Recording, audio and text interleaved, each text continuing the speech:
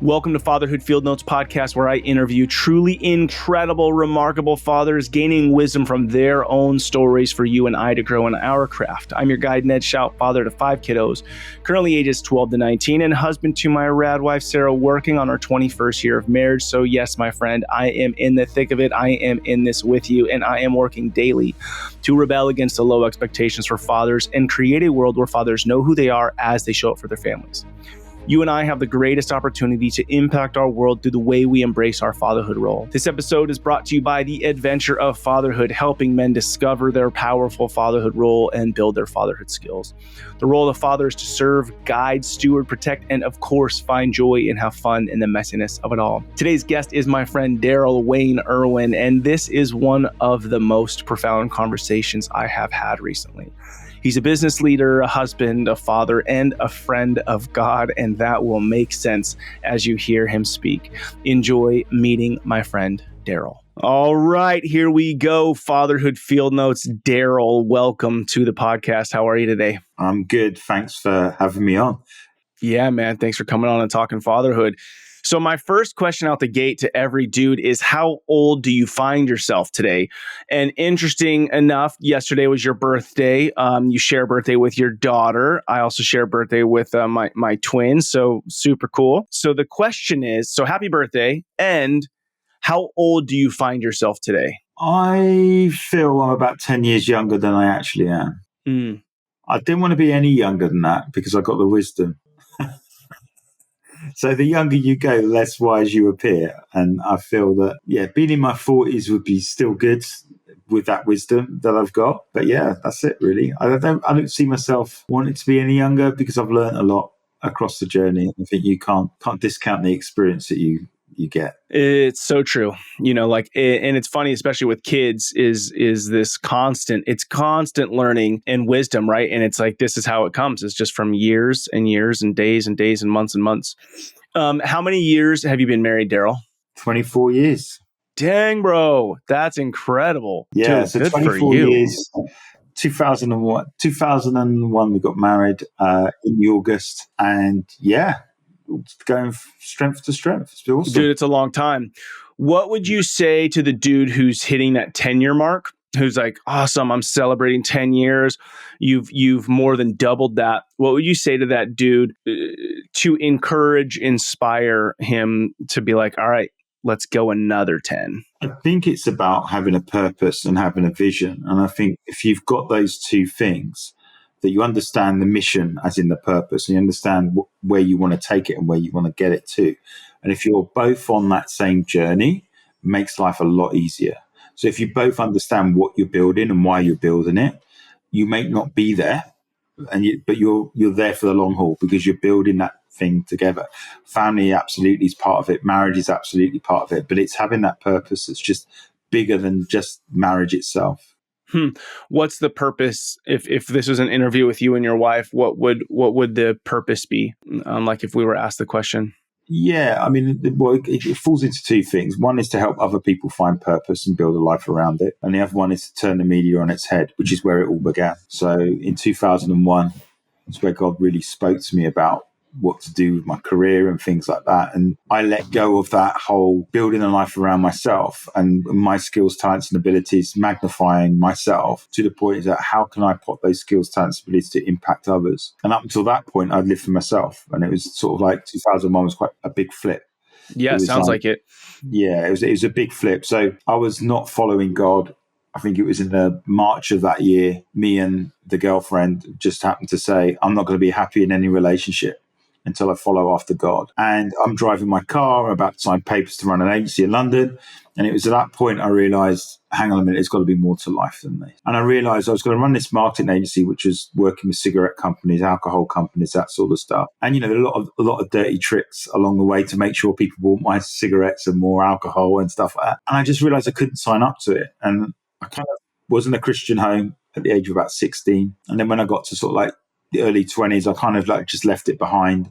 And then it was at that point in the car where I revisited it, and I was 27 years old. And it was that point where I just felt, you know what, I haven't exhausted this God thing, even though I thought. And it was at that point, that pivotal point where I then started to realize that there's a purpose behind life. And the girl in the car 6 months later became my wife. And, and everything changed. And I think at that point, then it was a case of we're in this together and we're in it for the long haul. And it took so long to find the right one. So, it's like, well, I'm not letting this one go. We're gonna go for it. And, we're both risk takers. That some people say that's crazy. But it's actually, you need the balance. There is no balance. We're just both at it. Some days it's tiring and exhausting, but yeah, we're glad we're doing it. Yeah, but you're doing work that when you're tired and exhausted, it's stuff you're proud of and excited about, not like, oh gosh, I got to get out of this X, Y, or Z career. Sounds absolutely. Yeah, absolutely. So those two things about helping people find purpose and build a life around it is almost a faith-based stuff. And then, the turning the meter on its head is that the next part of that, which is what God spoke to me in terms of laying up what I was going to do. And this was the focus. And initially, when I left the sort of the agency, because I literally quit, I walked into a boardroom and just walked from it. I made the decision that, maybe this wasn't a good thing until God spoke and said, no, turn the media on its head. So I had that epiphany where my skills, talents, and abilities weren't wrong. I was just using them in the wrong way. Mm-hmm. And it's the same for you're gathering people around, let's party, let's do this, that, and the other. And now it's like, can you gather people around a cause? Mm-hmm. And so I was using those skills all of a sudden for good rather than for the opposite. And I think that's where things began to make a lot more sense, where I realized, it's not all about you, it's about others. And that was the big flip for me. When I got born again, kind of turned the life back to God, Claire and myself just went on this adventure to make as much impact as we could. And that's where we're at. Love it. Love it. Okay, so 24 years locked in on your vision and purpose together. And then how many kiddos do you guys have and what's the age range? So we've got 3 kids. We've got the youngest is 12 and the eldest is almost 18. So they're all having their birthday. So it's March, April, May. So my youngest was yesterday. And then Leon is the 23rd of April. And then the eldest one is in the 20th of May. So then they're all like 16 and 18. And their life has changed. They're learning to drive cars and wanting to do big things, and it's all of a sudden it's no longer playing with Lego or on the game station, is asking life's bigger questions. So I think that's one of the things about being a parent. It changes all the time. Your relationship with them changes and it's just learning to adapt and recognize you're in seasons. And I don't know. Some people go, oh, I wish they were small, whatever. I'm just enjoying the journey because it's so different. So different. Yeah, that's so good. Now, you kind of alluded to this, but where do you guys do life? Where do you live? So we live in the UK and we live in the middle of the country. So we made a decision, I think it was maybe 6 months before the pandemic, to move out of the city and into the country. And then obviously lockdown happened and we had the best weather ever and we were in the middle of the country and everything was just easy access. The Costco was a 20-minute drive. So that was our shopping and date night. Uh-huh. And so, it was almost like, and at the same time, we also took our kids out of school. They were in education. It just wasn't working. So we almost done the pre-pandemic thing before the pandemic. And everyone asked us, did you know what was really going on? And we're like, no, we just felt led that way. And yet when we look back now, it's the best decision we ever made. I love being in cities, but I wouldn't want to live there now. I love being in the country, surrounded by sheep and blue skies and, greenery everywhere. And it's great. Yeah. Good for the soul. Yeah. We just moved about 2 months ago and we're on an acre now, but we back up to about 100 acres and there's just so much greenery now. I'm not like staring at a neighbor's wall of their house. It's just so different to wake up and hear 1,000 birds and see a bunch of greenery. It's good. Really good. I remember saying, even before I was saved, I said to someone, if you ever catch me mowing a lawn next to a house that looks identical, shoot me. Because that's that whole suburbia thing. It was just like, no, I don't want to be that one mowing the same lawn everybody else on the Sunday or whatever.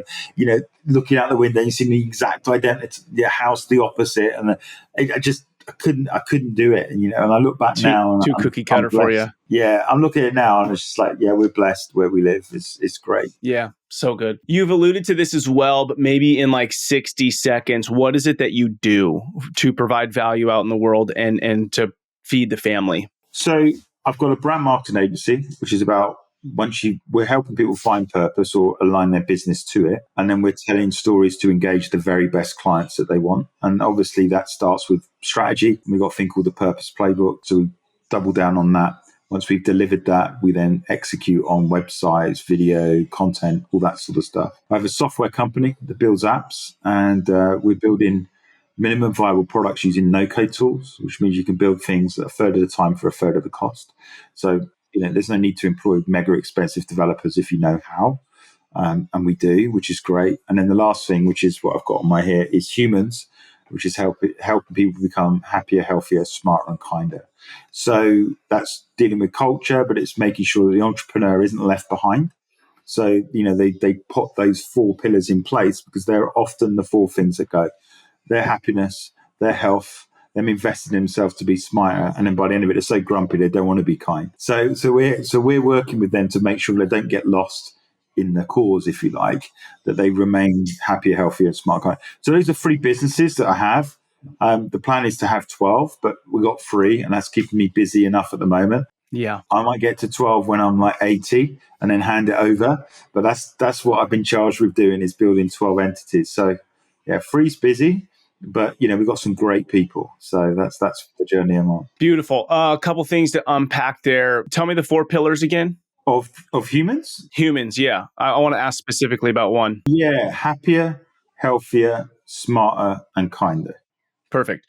Talk to me about kinder and relate it to, you can relate it to anything, but how do you take that pillar of kinder into your home with kids? I think like yesterday, I probably said to my son, so I have a boy and 4 girls. I probably told him like 4 times, dude, be nice to your sisters. Like, I get it. He's a smart ass, and he's funny. And so it's a bad combo because it'll get me laughing.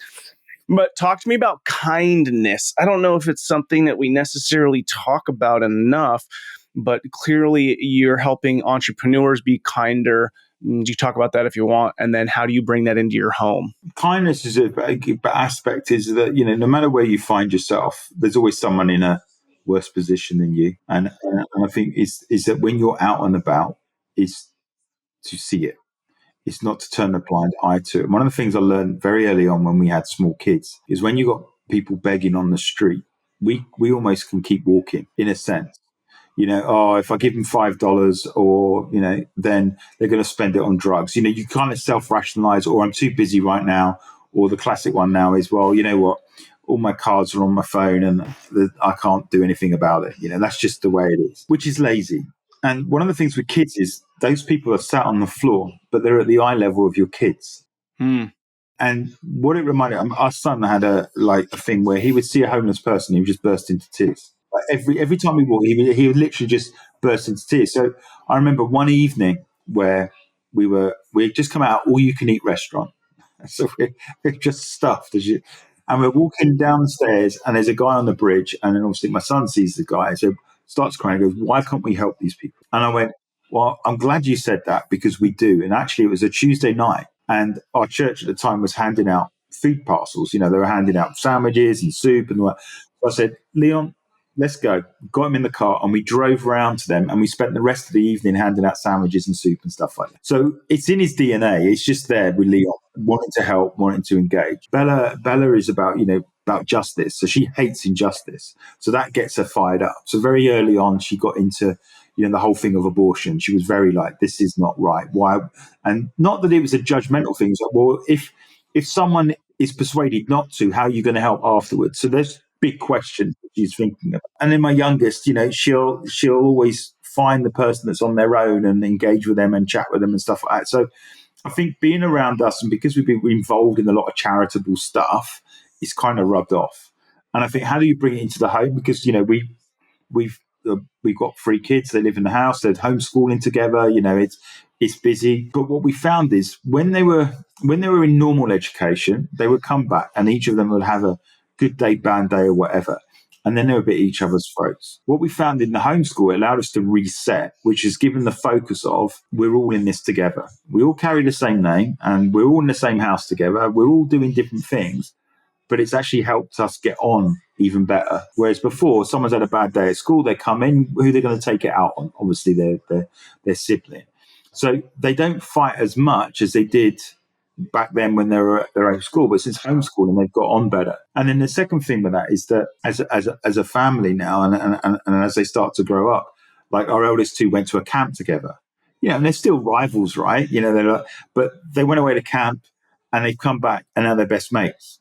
It's almost like something changed just for them spending long time together with other people of the same age away. It's almost like they grew up. It was strange. So now you'll see them bantering and having a joke with each other or whatever. Of course, you get the odd thing, but I think the homeschool thing was a big reset for us. That was a thing that really reset things. Yeah, that's good. We've tried both. Right now, we don't have any homeschool, but it's definitely something that's been on my mind as far as what's best for the kids. So we're doing a few things to help them. But I think that the kindness piece is so critical.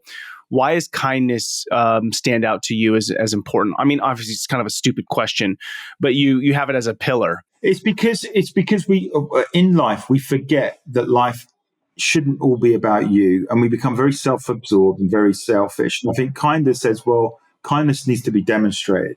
So it's I haven't got that money on my phone to give you cash, but I can go and buy you something and bring it back. Kindness for me is in the best way of demonstrating who Christ is. So, like, if you're stood in a queue in a shopping centre. If you're stood in a queue in a shopping centre or in a shop and there's someone with shopping and they're short because they can't make the payment, it's up to you to step in and fix that problem by just paying for their shopping. And the minute you do that, and we've done it, the minute you do it, they're like, what? Why would anyone do that to me? And then you realise just how often the world isn't kind. And I think that's like spending £20 or £25 or whatever it is in dollars, like $30, yeah?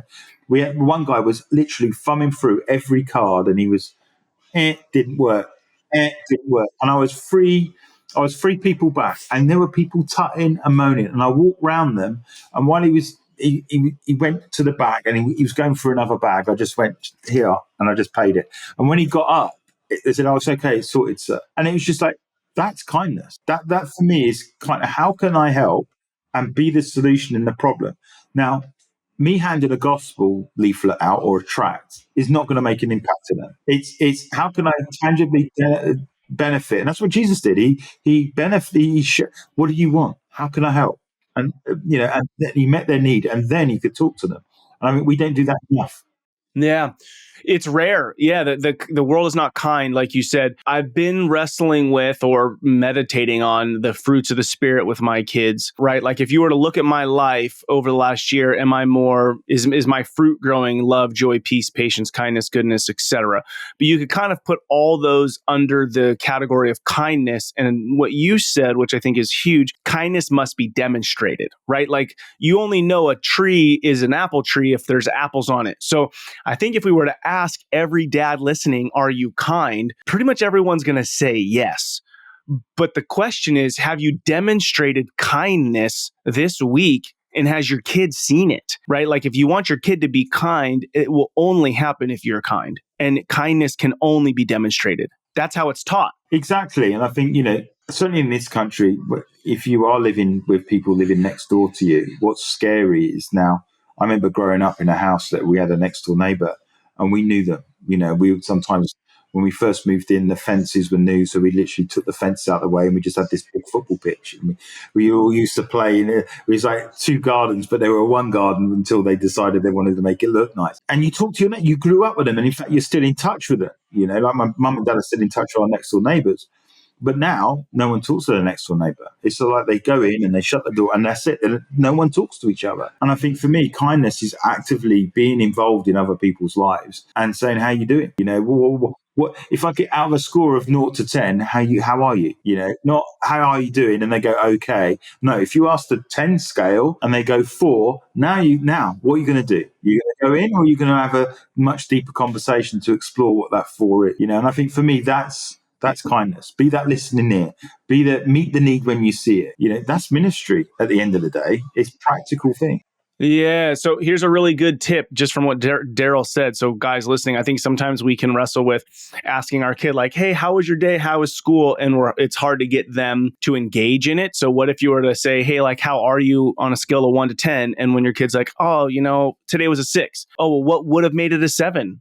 Or what would have made it a 5? Like finding ways to dig into that, I think is good for us to build relationship with our kids. Darrell, what would you describe the role of the father as? What's the role of the father? I think the role of the father for me is to determine what the name stands for. What is the surname? What does your family name stand for? So, if we say someone like Bonnke, as in Reinhard Bonnke, we know it's an evangelist that reached millions of people out in Africa. We know what that is. If we say Wesley, we know what that is. So how do you define what that surname means? I mean, that is the role of a father. If you look at Abraham, the father of faith, that name stands for something. And that's ultimately what we're supposed to do, is take ownership as a leader, as a father, to say, I am now going to build generationally. And it starts with me, and that family name will stand for something, and that for me has been the thing that has been on my mind, that I'm not making decisions for now, I'm making decisions for generations. So that's why their kids are being homeschooled, for example. That's why, marriage is so important, because you can impact generations positively or negatively. And my responsibility as a father is to ensure that my grandkids, whenever they come along, know what family life is and what the name Irwin stands for. That's how I see it. Wow. Dude, that's profound and heavy. When did that, or where did that become important to you? Where's this revelation come from? It came. Funny enough, when I got born again, I got born. I was born again as a kid, and then I kind of like went away from it. But when I come back, it was like the first thing when I gave my life back to God, I realized this isn't about me. This is more than that. And then when I explored and had conversations with my parents, we used to laugh. So my dad's mum is from like an Italian family, and they're mafioso in northern Italy. They sell ice cream, but that's the family racket. It's just like typical, it's funny. On the other side of that, my mum, for example, her and her brother, they got born again when they got baptized in the sea. And then one followed God, which is my mum, and one went completely the other way, and he's no longer here. And I started to see the impact of generations. And, so for instance, my mum's father was an alcoholic. Guess what? The brother was an alcoholic. He had PTSD, which no one knew about. He was in the army. He was a Green Beret, and never diagnosed. So he just kept drinking. And then his life went completely crazy, and then ended up dead. Now, the madness of that situation, I started thinking, wow, why does someone make those bad decisions? And for me, it's unchecked generation. So when I got born again, and me and Claire got together, Claire's family, there's history of mental health, there's suicides, there's all kinds. And I'm like, at some point, someone's got to draw a line in the sand and say, this isn't going on any more than that. Yeah. And that's why I'm saying homeschool's not for everyone. But if you want to reset the generational line, these are the sort of big calls you have to make. And, that's, for me, I'm aware that we're going to have to make big risks and big decisions that other generations might not have to make. But I'm the one that resets the generation. That's my role. Yeah. The kids going afterwards, they might not have to spend so much time dealing with all the hang-ups and all this sort of stuff, but I'm sure there's stuff that they have to deal with. But that came as a result of looking at my family, looking left, looking right, looking at Claire's side, looking at my side, and both of us came to that conclusion that, man, so much generational trauma exists in family and never gets dealt with. And it was like, I've got to make big calls. So when I make the decision of we're going to homeschool our kids, it's a generational thing. To do that, to make sure that certain things are not an option, these are the things we got to do. And time will tell. It's a great saying, time tells. Time will tell. But the reality is, I feel we're positioning our family for the best opportunity to succeed and rebuilding the name. Now, my mum and dad, they got born again later on in life. I think that it was my mum got born again when she was 11, then went away from God, and then they came back when they were sort of like mid-30s. And, they've done their thing. So like maybe I'm the second generation of that. But I'm full on living for God. My brothers aren't. That's just the way it is. But that's a better success than the previous generation, if that makes sense. So I'm building those building blocks. We're getting more consistent. So that's where we're at. That's how I think. And then my granddad, for example, I'll give you the last bit of it, is that I only found this out maybe about 3 years ago. And the reason why it's such an important thing for me to talk about is because I realized the impact of generations. When we found out my granddad was a World War II pilot, he was shot through the chin, out the top of the head whilst he's flying his Spitfire. He managed to survive by crashing into the sea, broke both his legs, and got rescued. And then he met his wife in hospital. And that particular journey there was, I thought, man, that generations are so, you've got an opportunity there. He could have died in the sea. He could have died in the sky. He's 17 years old. And I look at it and I go, I've got an opportunity. I've got an opportunity. Our adventure might be we need to get more money in, or we've got to deal with a grumpy client. It's not flying, being shot down in planes. But the point is, I've been given an opportunity to make an impact, and I'm here now because of that. So when I understand the generational thing, I have a responsibility to ensure that I carry it on. And that's kind of how I think and how I feel. So that just solidified it for me that generational decisions are our responsibility. So I'm not making decisions for 80 years. I'm making a decision for maybe 800 years. Wow, that's so good. So my next question for you is, when did you embrace fatherhood? So it does seem like there was already a lot of shifts in 2021, married, mindset shifts, etc. A few years went on right before you had, 6 years later, you had your first child, roughly. 2001. Yeah, 2001 is when I made the shift to God. Yeah, and then got married and whatnot. So about 6 years later, you have your first child. When did you embrace fatherhood? So I find for men, sometimes it's the moment you decide we're going to have a baby, or you hear we're pregnant, or you see the baby delivered, or the first time they take steps, or whatever.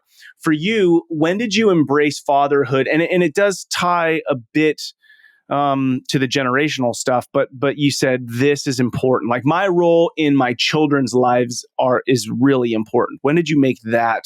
When did you embrace that? Yeah, so we got married in 2001. We then did a whole load of mission and Bible college and stuff like that. And then, we made a decision in the middle of the Bible college. I think it was 2003, maybe 2002. We thought, hey, let's have children. But it took us 5 years before we had our first child. So our first child came in 2007. And, we were at a point where it was like going, well, we're just not there yet. It's like Claire's not falling pregnant. What's going on? And, it was a lot of like, well, I mean, I remember Claire thinking, are we ever going to have kids? We were like, oh my God. And then obviously we got the news, and then 9 months later along comes Bella. But even with Bella, I think the birth was such a traumatic experience in the fact that they found Bella to be breech on the day. She was pushing for hours, Claire, and then they find out she's breech. The madness of that situation is that they then wheeled her into an emergency C-section, and when they took her out, she had the umbilical cord around her neck.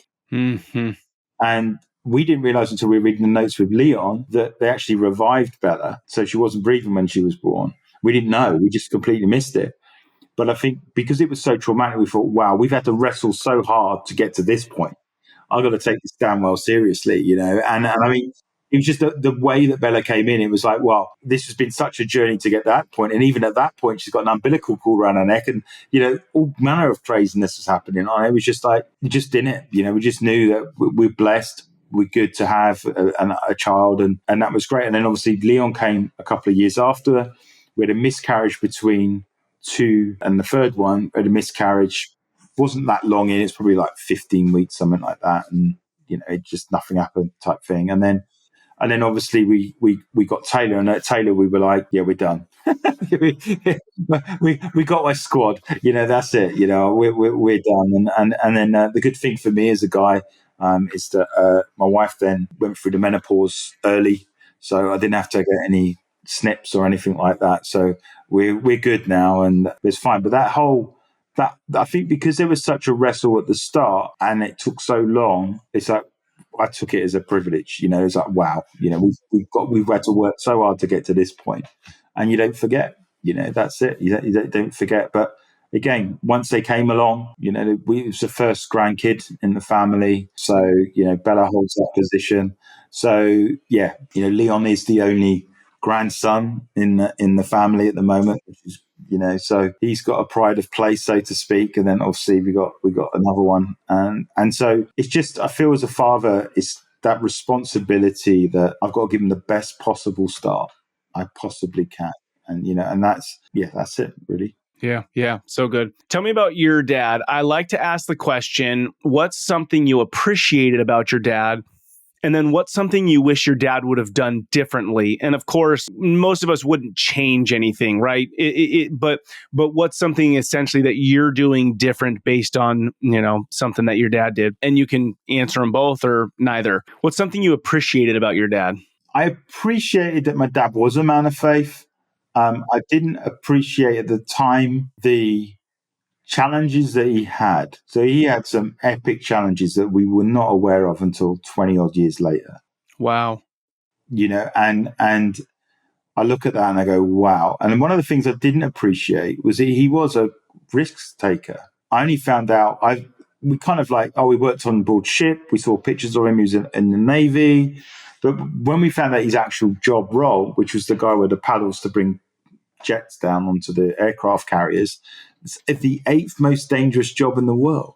Wow.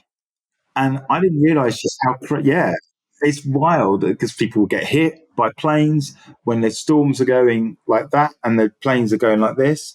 They would have to strap them down. And sometimes they were just like a human chain and then trying to hook the things to keep the plane. I mean, it's like nuts when you hear about it. And then you're like, Dad, did that happen? And he's like, yeah.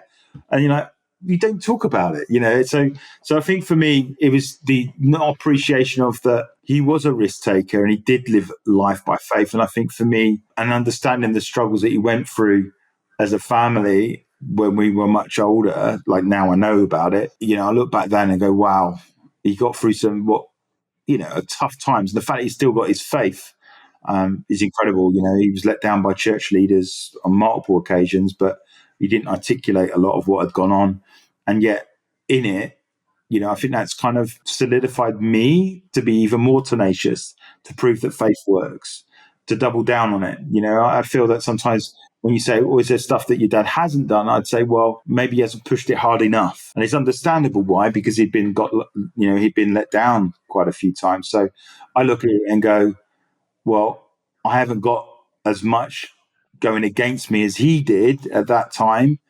So I owe it to him to just go even harder. So that's kind of how I live my life, So I think, would I have wanted him to tell me? I look back now and I'm glad he didn't, because I could have been in trouble. Mm-hmm. So I'm glad he didn't. I'm glad he just kept fighting the good fight and doing what he did. But yeah, I think that for me, that's the big one, that, he lived life of faith, still does to some extent, but it's now my job, not his, to push those boundaries. So a new question I'm asking, yesterday was the first time I asked it on a podcast. I think over the years I've stayed relatively neutral, I guess you could say, around faith. But as I talk to more dads and realize really fatherhood is such a critical component for us to reveal to our kids, who they are, where they came from. And it's really hard to talk about that if you're not going to talk about our faith. So as it relates to faith, I'm thinking about what you were taught, how you were raised, and now your opportunity to teach your children. How is it that you are wanting to transfer your belief in God to your kids? Yeah, how do you want to transfer that to them? Or how are you? Well, it's for them not to believe in limitations. And I think, coming back to faith works, what you just said. Is that kind of in line with that? Absolutely. So I'll give you an example. My son praying what God wanted him to do. And he lives upstairs as a mezzanine, and he lives at the back of the house with our bedrooms downstairs on the other side of the barn. And I remember seeing him walking down, and God had spoken, and he was like, "Oh, I think God's spoken," because we were asking the bigger questions. And then 2 weeks later, he's still wrestling with it, and eventually just comes out of it. He said, "Well, all God said to me is to be prime minister." And you're like, "Okay, that's nuts." It's like, and then I guess the natural thing would be to go, well, maybe that's nice, and maybe you'll become an MP. It's quite a big dream, that one, whatever. But I went, no, okay, then how are we going to make this happen? How's it going to work? And he said, I don't know how, but and God spoke to me on that one as well. But I'm just that's the end game. So now when I'm out and about, the tendency would to minimize something like that. But now I just tell everybody. And when I'm speaking at speaking gigs and things like that, there's a few conferences that we do now where they all walk up to him and go, "Oh, hey, it's the future prime minister. It's been spoken out. It's been declared." And when I read stories of how people got into great positions, it's often that there's a culture around those people that are calling it out and saying that's what you are. And they actually, it's like, it's not just one person, it's a body of people begin to believe it and begin to act like it's going to happen. And then it happens. And so I'm saying my responsibility is to create that environment that allows him to do it. Now, we know that's not going to be an easy job, as in he probably could do a better job than our current set right now. But you could argue that you can argue there that you go, there's going to be opposition. There's going to be people with opinion. He's going to make unpopular decisions. There are going to be days where he feels completely alone. That's faith, and faith isn't always easy. But if it's about building a life around purpose, and his purpose is to be prime minister, then we've got to teach resilience. We've got to teach, how to stick to the vision, how to keep it going when everyone's saying you can't do it. Show them yes, you can. How to be, tenacious in decision making and not being moved. He's seeing snippets of that. And I like you, Ned, I run a podcast, and he's sat upstairs homeschooling at the top, and he can hear every conversation that's going on with leaders from all over the place. And that's literally, he's being educated in things that I've only started learning in the last 15 years. He's getting it now at 15 years old. He's going to conferences, learning information that you're not going to be taught in any school. And so he is best prepped to be able to do that role. Now the others, they're around it, they're around it. So my eldest, she's around it. She's wrestled with God and in fact, about 6 months ago got baptized again, but she said, I did it on my terms, not because of this. So we've seen that transform as well, that journey. And I think, she now has got her own relationship with Christ. And ultimately that is our greatest thing we can pass on, is that they have a intimate relationship with Jesus themselves. But on top of that they know what purpose is. Leon's very clear on his. Bella's still trying to figure that one out, so she's not quite there. And the youngsters just having fun. But the principles of character is what I'm ultimately trying to put in them before that. So I'm hearing three things. I'm like taking notes right now.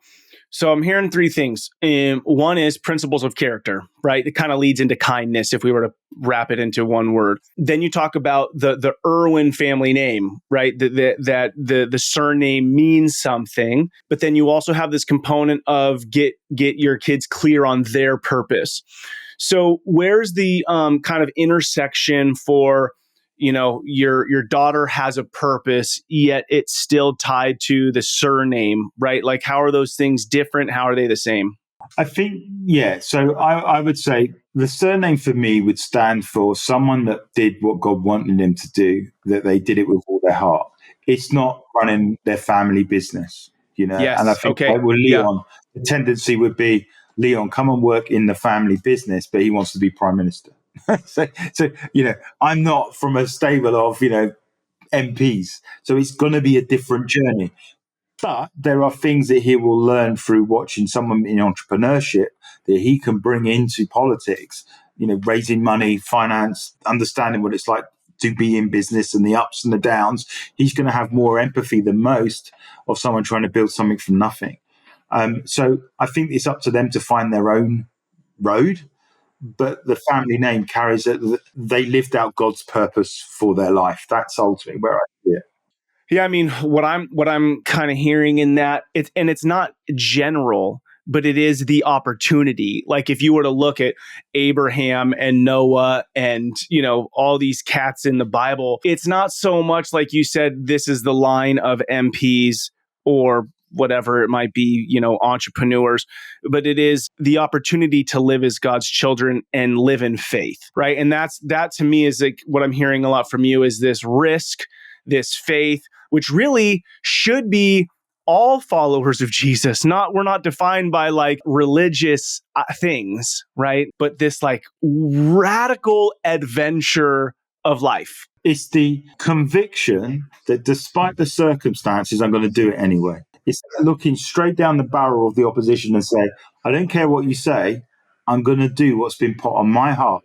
And then whether that's be the prime minister, whether it's to run the world's best carpentry shop, whether it's to be, transforming coffee or building tech, whatever it may be. But I'm going to do it because I know that God told me to do it, and you're not going to get in my way. Yeah. And dude, I mean, something that you said, which I see as like being passed down for the Irwin family, is the way that because I've heard you talk about your son and prime minister twice now. We were at Breckenridge together a couple months back. And the way that you speak about it, you use the word today, you didn't then. You speak about it like it just is. Not in an overly like name it, claim it, whatever. You're just speaking what he said. And the word you use today, which I think dads, if you can please walk away with this, is not minimizing your kids' drive. Right. So so let's just use this as an example. Maybe you could speak into this. I remember reading the book StrengthsFinder, and StrengthsFinder is one of these assessments, whatever. Okay, you know it. So the whole beginning of the book talks about the movie Rudy, which is based on a true story of this like small dude who wanted to play football, put everything into playing football. He played like 2 minutes of a football game. And they basically were like, he wasted his life because so I'll give another example. It'd be like if I'm 5 foot tall and I want to play in the NBA. So at what point do you help your kid not minimize what they want, right? Walk in faith. And I don't want to use the word realistic, but what word would you use? You get the heart of what I'm asking. So what I say is, as the heart of the father, it's got. I believe it witnesses. I believe that God shows the father the purpose to their children, not necessarily gives it to them, but it witnesses. So when Leon come downstairs and said, Prime Minister, I didn't get it's like my son coming downstairs, I want to be an NBA player, or I want to be a soccer player, and you're not good enough. It was, well, that's just taken me completely by surprise. But then I paused and this starts to make sense. All he's done from a young age is talk to people. So he'll get to know everybody on a first name basis, and all of a sudden they're all telling him his stories. To the point now, it's like he's currying votes everywhere he goes. You start to see the behavioural traits in them, and you're going, I didn't see this. This absolutely makes sense. So it witnesses. It wasn't like, I can't think of anything. I think I'd try it. It was, I've run away from this for 2 weeks because I thought it was nuts. But now I've kind of accepted it. And now I'm telling you, Dad. And then it's like, I never thought I'd be the father of a prime minister. Do you see what I mean? And then I'm reconciling it. And then I'll go, what, do I tell anybody? Or hang on a minute, if I tell people, do they all think I'm mad? Or they, oh, yeah, that's the crazy dad that said their son, da, da, da, da, da. And when I'm about 90 years old and he finally gets it, they go, and I can sit there and go, told you, and I've just spent the last 89 years with everyone going, this guy's crazy. It was just that witness. And I think for me as a purpose is that God allows you to witness with them to say, I'm going to back it or not. And I think that's when it's a purpose. Like Bella, she hasn't had that yet. But I believe now God's spoken to us about one particular thing, which I'm not going to communicate to her. She will communicate off. That all of a sudden we go, we know that fits because God spoke to both me and Claire. But it's like she'll get there. So we know when that comes in. But that's just one of the things that God will do in her life. But I think when your child finds that purpose is to say, does it witness in your spirit that you go, that makes sense? And for me, if it's to be a great sports person, it's to be a great sports person to have the influence to do something. Right. It's not just to be the best soccer player in history to score the most goals. No. Why is that? Is it for a platform? What is it that role is going to do? Because the career is only 9 years, and I believe a purpose goes beyond 9 years. Yes. And so it's asking those legacy questions and how does it fit? And Prime Minister, now I look at it and go, my golly, that does fit a legacy. That's quite epic. That name will carry something, and it's got to stand for something. So that's how I see it. It's got to witness, and it's got to be generational, I believe. And if it is sports, which is like less than 1% that might make it at an elite level, why is that? Why? Know what the reason is. What's the mission behind it? Oh, I want to be a sports person because I want to earn $100 million, and then we don't have to worry about money anymore. No, that's not the vision. That's not part of the plan. Yeah. Yeah. Oh man. So good. If a dude wanted to dig more into, I mean, the generational stuff and some of the stuff that you're talking about, is there any books or anything you'd recommend as far as like digging into this, or is this just kind of like organic revelation for you? So I've written a book called The Crisis The Catalyst. Crisis Catalyst. Which is all about people. It's all about people. Attitude to crisis determines if they. In the pandemic, I saw that there were some people that saw crisis and the sky's falling down and everything was going to go wrong. And then I saw people where they were going, hang on a second, crisis is my opportunity to bring about change. So rather than see crisis as one thing, they saw crisis as change. And God showed me like there is a process to crisis. And so when you know that, you can be resilient in almost anything because you know there's a journey that you go through. So that's one book. And because ultimately, if you are going to try and avert generations, you're going to face crisis. Often the first one is family won't believe you. Your parents might not buy into where you want to go. Or when you start, it doesn't go well to start off with. So how do you live life by conviction and make decisions that way rather than by circumstances? And then the other one is like, book is the Bible's full of it. The Bible is full of generations. If you read the Old Testament, it's generational stories. That's the whole thing. Is that, if you just read Kings, it's like, this king was a great king and everything went well. This king did evil in the sight of the Lord and everything went bad. If you want to learn the repercussions of bad decisions across generations, it's there. I don't have to write and promote.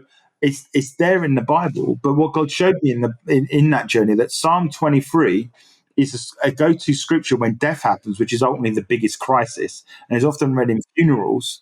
And God used it to encourage us to keep going when we were in tough times. And there's a pattern in Psalm 23 that you can walk through that gets you through any crisis. And I'm like, wow. Because I literally, God showed me the pattern and I said, oh yeah, where's that in the Bible? And he just went, Psalm 23. And then I mapped it and it was like, oh wow. And so for me, generation stuff, Bible first and foremost. That's it. It's there. It's all right there. Oh, Darrell, dude, this has been so fun talking fatherhood with you. I have a couple more questions I could ask, but before I do, is there any stories or anything like sitting in your heart, mind that you're like, hey, this is an important thing I'd like to share with dads? I just don't want to miss an opportunity if there's anything that's kind of like on your mind if you were talking to dads. I think one thing, because it's my birthday yesterday, right? And I think sometimes you get so busy in the doing and stuff like that. And I think for me, like just getting a card and reading the words and getting the odd Facebook post from your kids, and reading what they're saying about you, we often don't take that in enough. My daughter made a post yesterday and it was great. She was saying how I've helped her and this sort of stuff. We don't talk about that all the time, but it was just like in the post. And I think sometimes we're so busy as fathers trying to make perfect, we don't live life in the present enough. And I think that's probably the biggest thing for me is that, particularly as you're an entrepreneur, you're always living life in the future. Tomorrow will be better, tomorrow will be greater, tomorrow will be bigger. But it's like learn to live life in the present because the present goes so quickly. And before you know it, that 9-month-old child is now 18 years old and going to be wanting to take your car. And for me, that's the biggest thing is that, living life in the present is hard, but you have to do it. It's so hard to do. But I find that, like I could plan the perfect intentional dinner or weekend or something, and it's great. But sometimes the most connection just happens on that like spontaneous moment that you just happen to be present for. And it's like creating enough space for those moments to even be possible. And it's hard to do. It is hard, but it's where, I remember we were going to go we had the opportunity to go to a networking event in Scotland. So I was about to do it. I was like, well, I'll probably have to get the train or probably fly up. And Scotland was probably about 6 hours away by car. So it's, I think you guys do that just to go shopping. So I'm not, in the night. The 6 hours is massive. It's like a big deal for us. And we just went, well, why don't we just all go? And we're like, well, we homeschool. We can decide. So we literally just packed up the kids in the car. We booked an Airbnb and we just drove. I mean, we literally there. We drove up during the day. I did the event in the evening because we got there early enough. And then we hung out in Scotland and then turned around and come back. And that was like less than 40 hours. 48 hours. We went there and back. But we all remember it. It was such a cool trip. And it was doing life in the present. We didn't care, well, hang on a minute, have we got the time? No, we just did it. And I think for me, when me and Claire were dating, that's what we did all the time. And it's like, learn to be spontaneous with our family as well. Yeah, spontaneity. I know that it's like, that's one of the things my wife had brought up. I think it's one of the things that drew her to me when we first met. But over the years, you're trying to put food on the table, you're trying to build your business, you're trying to do all these things, you kind of like lose that. But I think a lot of us, we've probably found ourselves in what we're going to do for our feeding the family. So I think some of the hustle that we may have done in our 20s and 30s, like we don't have to quite hustle the same way. So create some space for that spontaneity. Darrell, you're a pretty rebellious guy in a good way, right? And so this podcast is Fatherhood Field Notes. You've been doing it, sharing your field notes, your life, open up your life's journal with us. But the mantra behind it is rebel and create. And so there are things you've already shared that you're rebelling against so that you can create something from it, like the homeschool, your media company. But does anything else come to mind that you are rebelling against? It could be, having cell phones at the dinner table so that we can create, meaningful conversations.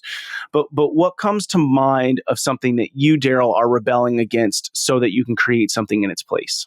Well, I'm rebelling against religion. I think it's a killer. I'm rebelling against like just going to church on a Sunday and that's it. I'm rebelling against getting a sermon for 45 minutes or 30 minutes and then going back to living life normal. I'm rebelling against, that you can have safe Christianity. I'm rebelling against that. I just can't think of anything worse. For me, I'm rebelling against that safe Christianity. It's got to be, you are on the edge. I mean, there's an amazing meme where it says Jesus at the wheel. I don't know if you've ever seen it, where it's got Jesus at the wheel. And it's got the Beastie Boys Sabotage playing in, and it's got Jesus driving a car, and he's looking there, and he's got a pair of sunglasses on, and he's laughing, and he's driving at ridiculous speeds, and the person's flying up in the air, or whatever. And Jesus said, "It's all going to be okay," or something like that. And I love that. And for me, that's how I see it. It's like Jesus, the life that Jesus called us to live is to rebel against mediocrity and boring, and go after adventure of all your might. And that's what I'm rebelling against. That when someone sits in there and said, "Oh, I did this," no. Why have you not put your faith out? Are you not outside the boat? Are you not walking on water? What's wrong with you? Just do it, because you'll see God come through in ways that you never expected, and you'll get to know Him in ways that He intends you. He's given us the ability to be a co-creator with Him, to bring things out of nothing. And that's what He's allowed us to do. He stands shoulder to shoulder with us, and yet we've reduced Jesus to 3 songs on a Sunday and get home in time for dinner, and that's it. It's like, no. That's not Christianity at all. Or Christianity as we know it is not what God intended us in the relationship. Yes. So, Darrell, anybody who's listening to this has just been, they're like, this dude's radical. The way that this dude talks about Jesus, the way that this guy talks about his faith, like, whoa, that sounds alive. That sounds fun. That sounds adventurous. If a dude listening is like, man, I do my 9 to 5. I get my kids to sports. I get my kids to church on Sunday. I just feel stuck in this. It's just like blah, mediocre, whatever. What are 2 or 3 things you would say versus like, just get in your car and quit your job and drive away? What would you tell them to do or start to consider to be able to step into a life of adventure with their faith and their family? Well, I think you need the conviction piece, and that's to hearing God. I think you need to hear God for yourself. No pastor. I mean, you could get a pastor to try and tell you what you think it is, but then you're going to blame him when it gets tough. You need to hear it from yourself, right? Wow. You need to hear it from yourself. Mm-hmm. And, I heard turning the media on its head when I was on my own, couldn't get any work after I quit the job. Freelancing was tough. I heard him then. So that's really helped me there. At the same time as hearing God, like He'll give you something to hold on to, first thing. The second thing is He'll normally give you a scripture as well to hang your life on. Mine's Matthew 6, verse 33. So seek ye first the kingdom of God and his righteousness, and all these things will be added unto you. So my decision making is, am I seeking the kingdom of God first? Yes. Okay, everything's going to be okay. And often I think what we've done is we've done the second half of that verse, which says, and all these things will be added unto you. So we're doing that all these things will be added unto you, and we're leaving Jesus to seek the kingdom first. And then we're wondering why we can't stand life. Because our job was never to be the provider and that for everything. Yes. Yes. That's faith. Because when we just say we are provider, we're limiting who God is in our life, because he's the provider. Yeah. He's just like, can you trust him? If you seek his kingdom first, whatever that takes, can you trust him to provide for you? Your provision is in his instruction to do what he's asked you to do. That's the adventure. That's the switch. And for me, anyone that's frustrated and thinking, oh, this is the you've ended up doing the last bit. You're doing that all these things will be added unto you. You're doing that bit. And Jesus said, here, take care of that bit, because that's easy. The streets are made with gold. He can provide. He's done it with fish. He's done it with bread. He can do that bit, and you're doing it. And, in 60 years' time, you're not going to look back and go, I managed to buy shopping every single week. Yay to me. It's no, what's the thing that he's told me to do, and did I do it with all my might? So here's the thing, guys, if you're listening, the reality is if God is who he says he is, and he is a good dad, just like if your son or daughter comes to you and asks you a question, are you going to respond to them? It might take a little practice, but go and create some space and ask him, like, yo, what's up? What do you got for me? What I'm your kid. What's my inheritance? What's the next move for me? And he'll respond to you. Darrell, before I ask my last question here, I think so many of us dads, like if you were to say, what's the role of the father? We'd say provider and protector. Well, you don't really need, cool, I have a gun and I could maybe fight, whatever. We don't really, it's not that necessary, really. And then provider, it's like, that's the thing that we do. And I think it's kind of, going totally against what you just said, right? We're doing this thing that we're really not supposed to be doing. So how do we remove that word? I've been removing it and replacing it with stewardship, right? I'm supposed to steward the relationships, these kids, this marriage. Anything else that you would suggest to a dude to help him untie his identity from provider? So your job is to provide the vision. Okay, so it's not that we're not providers, it's that we've been providing the wrong thing. Correct, because he'd take care of the rest of it. So we provide the vision and we protect the name. Did you just make that up? Just came. Get out of here. Oh my gosh, get out of here. That is it. That is beautiful. Man, and how much more fun is that? Yeah, it's amazing. So you provide the vision and protect the name. See, here's the thing, Darrell, and the few times that I've spent time with you, the thing that I've noticed about a guy like you who is not tied to religion, but is connected to his father, connected to God, connected to what Christianity is supposed to be, there's this alignment, right? Like even just now, I'm like, dude, did you just make that up? And you said it just came to me, right? So there's this alignment, which I think is sonship, right? Which is something we talk a lot about in the group that we're in. And I think that that's the huge thing for our kids to see in us, is that we're not only their dads, but we are also operating as sons in this bigger family that's available to us. It's understanding that, you're not just living for yourself, and for me, it's like, it's just being aware of the Holy Spirit all the time. He's there. And if he's waiting to be asked, he's waiting for you to invite him in. And then it's almost like we're inviting the Holy Spirit in when we can fit him in our schedule. And I'm saying, no, you need to, it's almost like, it's funny. You mentioned earlier that you can hear like some music in the background, let's say, or thing. That's what the Holy Spirit's like. You can hear it in the background. It's there, but you just got to tune in. And when you tune in, it's like, then it comes. You got it. It's there. It's always there. But with so much noise, we tune him out. And it's like this frequency that runs along in our life. Years ago, we used to have to tune a radio in. There's this frequency going on, and we just need to dip in. When I need the answer, Lord, I need your help right now. I'm not praying in tongues for 4 hours just to get the simple answer. No, God knows you need it now. So here it is. There you go. Right now, get on and do what I told you to do. Great. And it's just being constantly aware that he's involved in conversations like this. He's involved when you're driving a car. And sometimes we're putting stuff on the radio or we listen to me. Sometimes just turn everything off and just drive. And it's okay, you speak to me. And you'll be like, oh, was it that easy to hear God? Because the two things that Christianity boiled down to is this, or men struggle with, is hearing from God and then doing what he says. So once you've heard him, there's the responsibility of doing what he says. So some people don't want to hear what he says because they know they're going to be responsible. So it's easy to be ignorant. So that's why we run around distracted. Correct. Now I know I've heard him. I know that when it says, well done, good and faithful servant, he's going to say, you know, that thing I asked you to do, did you do it? And that's my responsibility. So once I hear him, now I have a responsibility, but he's there to give us the instructions to get there. Oh, Darrell, so good.